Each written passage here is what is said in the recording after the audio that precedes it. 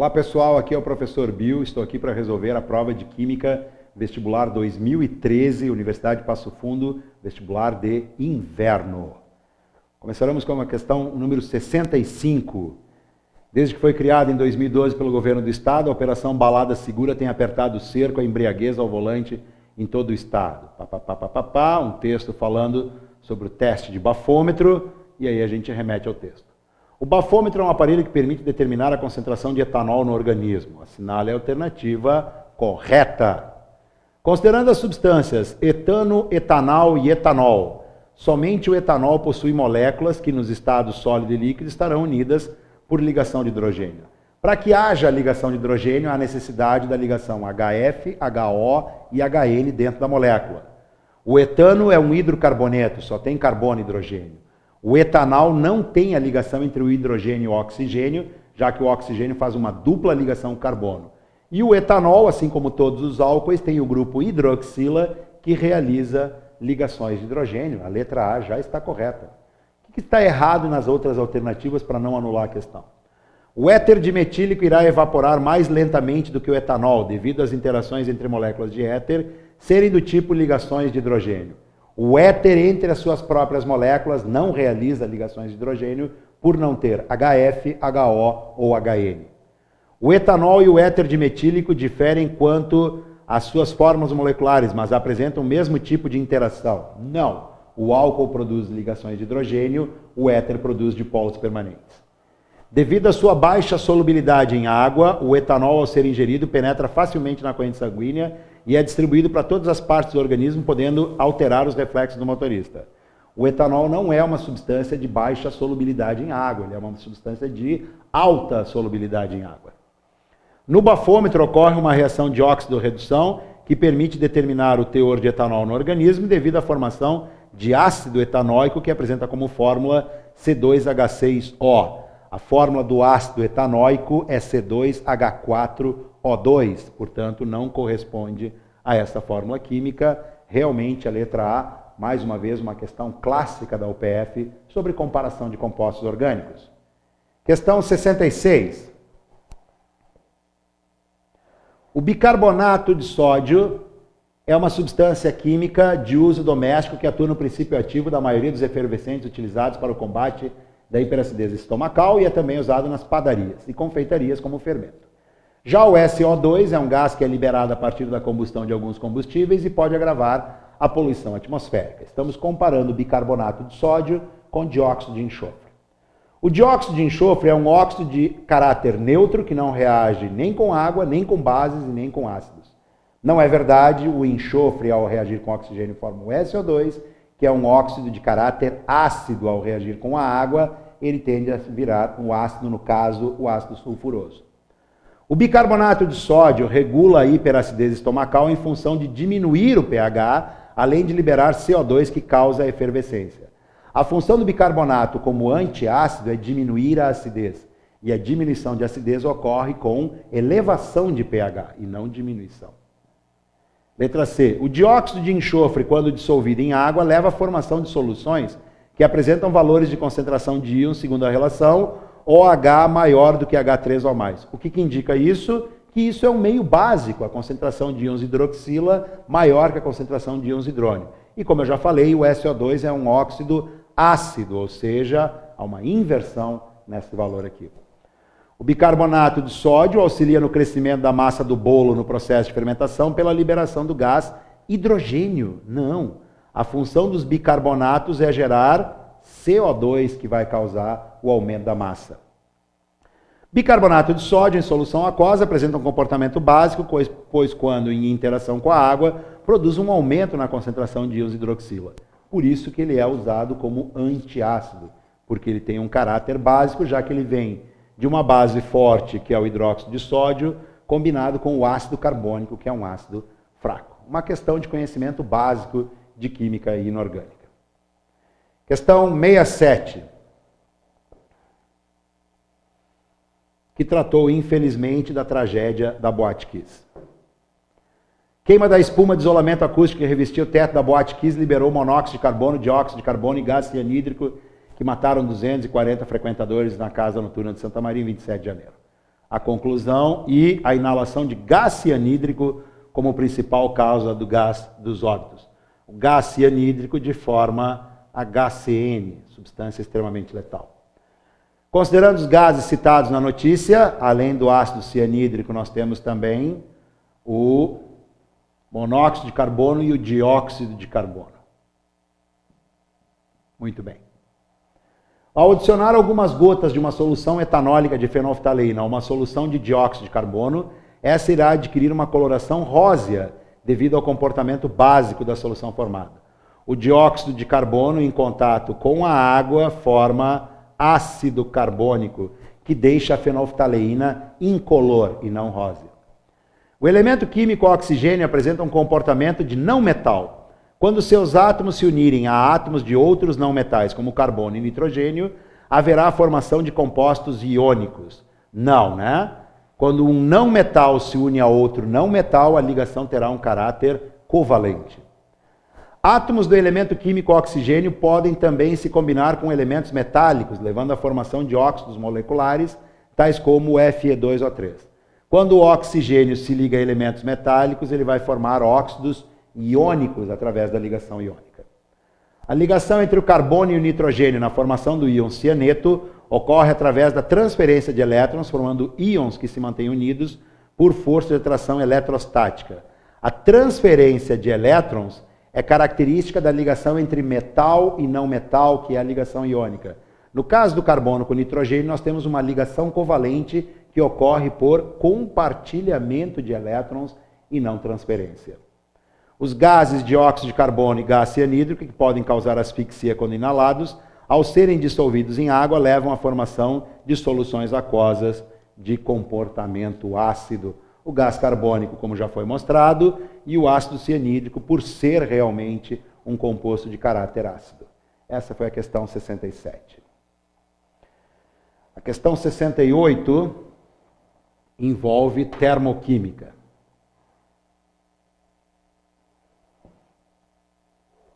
Muito bem. Temos a questão 68 que nos diz: a variação de entalpia envolvida numa reação química sob determinadas condições experimentais depende exclusivamente da entalpia inicial e da entalpia final, seja quando ocorre numa etapa ou em várias etapas. Sendo assim, considere as equações que representam as etapas de combustão do carbono-grafite, formando monóxido de carbono.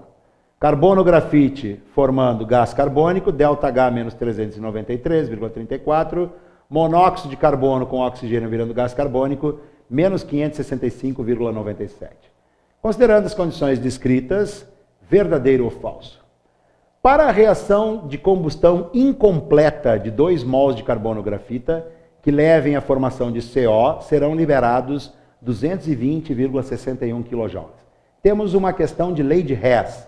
Primeiro, 2 mols de carbono-grafite reagindo com oxigênio, formando monóxido de carbono, precisamos de um acerto de coeficientes aqui. Basta colocar um 2 na frente do monóxido de carbono e nós temos, então, a equação com os coeficientes certos. Agora nós precisamos comparar essas duas equações, que eu vou chamar de equações preta e azul. A equação preta e a equação azul devem ser comparadas com a equação vermelha, onde nós iremos encontrar uma substância em comum e fazer ajustes de posição e quantidade. Na equação preta, nós temos o carbono-grafite como sendo a substância comum, onde as duas substâncias estão no mesmo lado da reação, na mesma posição. Ambos são reagentes, o que faz com que o ΔH preto continue com o valor menos 393,34. Mas a equação pede 2 mols de carbono-grafita, enquanto aqui nos é fornecido 1 mol de carbono-grafita. Portanto, nós precisamos multiplicar esse valor por 2. Já a equação azul tem como substância em comum o monóxido de carbono. E o que a gente observa é que as posições estão invertidas. Aqui ele aparece como reagente e na questão requerida ele aparece como produto. Então nós precisamos inverter essa reação e isso significa troca de sinal do ΔH. 565,97. Agora, com as substâncias colocadas nos seus devidos lugares e com os coeficientes ajustados, o que nós precisamos é somar esses valores. E esse valor vai dar menos 220,61. Para que a reação incompleta, serão liberados 220,61, resposta verdadeira. A reação da equação química 1 refere-se à reação de combustão completa do carbono produzindo apenas dióxido de carbono. É exatamente o que está dito aqui. O carbono grafite reage completamente com oxigênio, formando apenas dióxido de carbono. Verdadeira. Já nos dá a resposta, vamos corroborar. Na reação da equação química 2, tem-se a absorção de 282,98. Não, se o sinal é negativo, nós temos liberação. O texto apresentado no enunciado refere-se ao conceito estabelecido pela lei de Hess. Perfeito, verdade. Considerando o valor de ΔH menos 393,34 para a equação química 1, considera-se que essa é uma reação endotérmica. Como o sinal é negativo, temos um processo exotérmico. Questões com cálculo sempre são um pouco mais complicadas. Questão 69. A questão 69 trata da produção de alumínio metálico produzido através da redução eletrolítica da alumínio a partir da bauxita. A equação que não está com os coeficientes corretos representa a equação global. Se nós tivermos que acertar coeficientes, preste atenção. São 2 alumínios aqui, colocamos 2 alumínios aqui. São 3 oxigênios aqui, enquanto que aqui possuímos 2 oxigênios. Podemos duas coisas, colocar um 3 aqui e um 2 aqui, para que fiquem 6 oxigênios e 6 oxigênios. E agora eu preciso recorrigir o alumínio, colocando um 4 aqui na frente. E agora ficamos com 3 carbonos aqui e 3 carbonos aqui. Se queremos os coeficientes ajustados com números inteiros, essa é a melhor opção. Analise as afirmações que se seguem. Primeira, para cada mol de alumínio produzido nesse processo são necessários 2 mols de Al2O3 e 3 mols de carbono. Vamos ver. Para cada alumínio produzido, precisamos de 2 mols de Al2O3 e 3 carbonos. Falso, porque nós estamos notando que 2 Al2O3 e 3 carbonos produzem 4 mols de alumínio e não 1 mol de alumínio. A reciclagem de uma lata de alumínio representa vantagens, tais como a economia de recursos naturais, energia elétrica e uma alternativa de geração de renda a partir da coleta seletiva. Perfeito! Essa é uma alternativa muito bem usada para explicar a vantagem da reciclagem das latas de alumínio. No processo representado pela equação química de óxido-redução, a alumina é denominada agente oxidante e o carbono é um agente redutor. Para isso, precisamos calcular o NOx dessas substâncias e verificar quem oxida e quem reduz. Então, o que nós temos? Substâncias simples possuem NOx zero, como é o caso do carbono e do alumínio, estão zerados. Na formação da alumina, o alumínio é mais 3 e o oxigênio é menos 2, para compensar cargas positivas e negativas. E aqui, o oxigênio é menos 2 e o carbono é mais 4. Então a gente verifica o quê? A gente verifica que o alumínio teve uma diminuição do seu NOx de 3 para 0. E quando o elemento diminui o NOx, ele reduziu. E se ele sofreu redução, a substância Al2O3 passa a ser o nosso agente oxidante. E o carbono, que sofreu oxidação, porque aumentou de 0 para 4, passa a ser o nosso agente redutor. Portanto, a terceira afirmativa está correta. A alumina é o agente oxidante e o carbono é o agente redutor. Considerando que a massa de alumínio de uma lata de refrigerante é de 13 gramas, pode-se concluir que a cada lata reciclada são poupadas de serem retiradas do ambiente aproximadamente 24,5 gramas de alumina. Então nós temos que fazer a relação entre a alumina e o alumínio. Podemos pegar apenas essas duas substâncias para fazer a relação. Então nós temos que ver que cada lata são de 13 gramas e nós queremos saber qual é a quantidade de alumina que será poupada na natureza. Podemos colocar o 2 vezes a massa da alumina, 27 para o alumínio, 16 para o oxigênio, valores encontrados na tabela periódica, 27 vezes 2, 54, mais 16 vezes 3, 48, que dá uma massa de 102 gramas. E aqui, 4 vezes 27. Passando esses valores para cima, x é igual a 204 vezes 13, dividido por 108.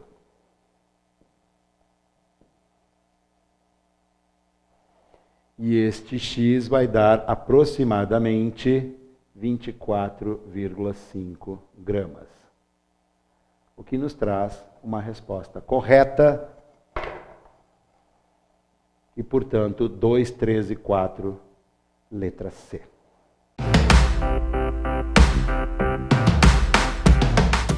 Vamos para a questão número 70, questão que envolve compostos aromáticos. Vazamentos em postos de combustíveis provocam graves problemas ao meio ambiente, principalmente no que diz respeito à contaminação de águas subterrâneas. O maior problema está relacionado aos compostos chamados BTX.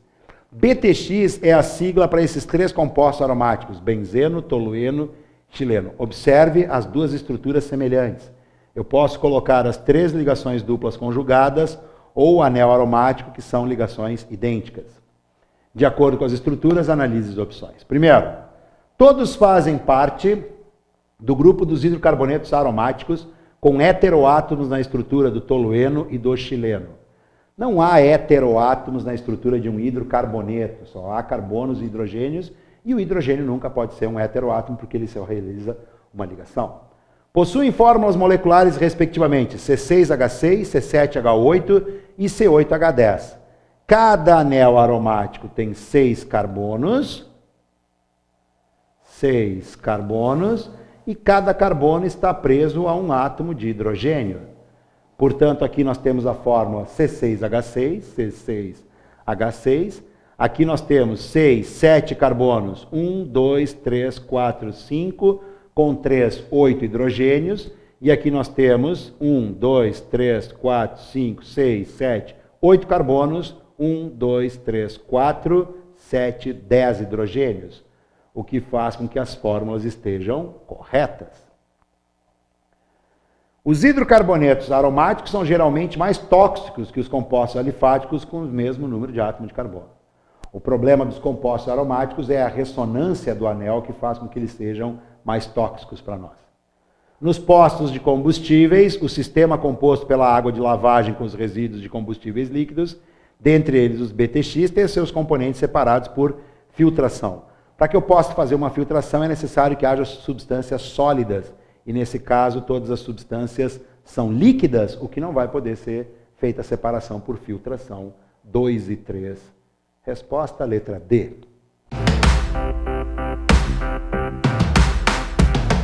Questão 71, prova da UPF de Química, 2013 inverno, fala sobre propriedades coligativas. Vamos lá. Nas mesmas condições experimentais, para 2 soluções de concentração em quantidade de matéria dissoluta igual a 0,1 mol por litro, o efeito coligativo das soluções iônicas, como as de NaCl, sempre maior que as das soluções moleculares, como as de C12 e H22O11. Verdadeiro, por quê? Substâncias moleculares, como os açúcares, agem como uma molécula única em contato com a água. Substâncias iônicas, como o sal de cozinha, tendem a sofrer dissociação, e cada íon vai agir diferentemente. Isso se chama fator Van 't Hoff, substâncias iônicas com uma vantagem em cima das substâncias moleculares. Segunda, ao adicionarmos um soluto não volátil immiscível à água, formando uma solução aquosa, observa-se experimentalmente que a pressão máxima de vapor da água na solução será menor que a pressão máxima de vapor na água pura. Devido a esse efeito, lagos de água salgada têm menor tendência para secar do que os lagos de água doce. Verdade, o efeito tonoscópico, a adição de um soluto, dificulta a evaporação da água. A osmose é um dos fenômenos responsáveis pela ascensão da seiva nas plantas, pois a solução existente no interior da raiz é menos concentrada que no solo ao seu redor. Deste modo, ocorre uma passagem de líquidos do solo para o interior da planta. Falso. Para passar líquidos do solo para a planta, o solo deve ter uma concentração menor, já que a osmose é a passagem de solvente do menos meio concentrado para o meio mais concentrado. A temperatura em que se inicia a ebulição do solvente em uma solução de soluto não volátil é sempre menor que a temperatura de ebulição do solvente puro sob a mesma pressão. Isso também é falso porque o efeito ebulioscópico é o aumento da temperatura de ebulição. Mais uma vez, a entrada de um soluto na água dificulta a sua fervura e, portanto, a temperatura de ebulição tem que ser maior do que o normal. A água do mar contém vários sais dissolvidos que diminuem o seu ponto de solidificação. Por isso mesmo, quando a temperatura ambiente se encontra abaixo de 0 grau, a água do mar permanece em grande parte na sua fase líquida. O efeito crioscópico, a adição de um soluto, dificulta o congelamento da água, portanto, a água só congela numa temperatura inferior a 0 graus. Isso confirma o nosso gabarito letra C. E a questão 72, falando sobre substâncias orgânicas. Temos aqui 5 funções orgânicas definidas por aleto orgânico, nitrila, amida, éter e ácido sulfônico. Apresenta átomos do elemento químico enxofre na sua estrutura e uma das suas aplicações é a produção de detergente. Detergentes são sempre produzidos a partir de ácidos sulfônicos. Dentre os seus compostos destaca-se a ureia, primeiro composto orgânico a ser sintetizado artificialmente em 1828. A ureia é a metanodiamida, portanto temos aqui uma amida. Fazem parte desses grupos as resinas usadas para produzir peças artesanais e em reparos caseiros conhecidos por epóxi ou poliepóxido. Epóxi são éteres de cadeia fechada, portanto, número 4. Apresenta na sua estrutura o grupo cianeto, que é extremamente tóxico e é liberado na queima de material poliuretano. Cianeto é um apelido para a função orgânica nitrila, carbono dupla nitrogênio. Nesse grupo se destacam alguns inseticidas e praguicidas, conhecidos por organoclorados, dentre os quais os DDT, diclorodifeniltricloretano. Cloro é um halogênio, portanto temos aqui um aleto orgânico. 53421, 53421, resposta letra B, conhecimento básico sobre alguns compostos orgânicos. Essa foi a prova de 2013 da UPF Vestibular de Inverno. Obrigado.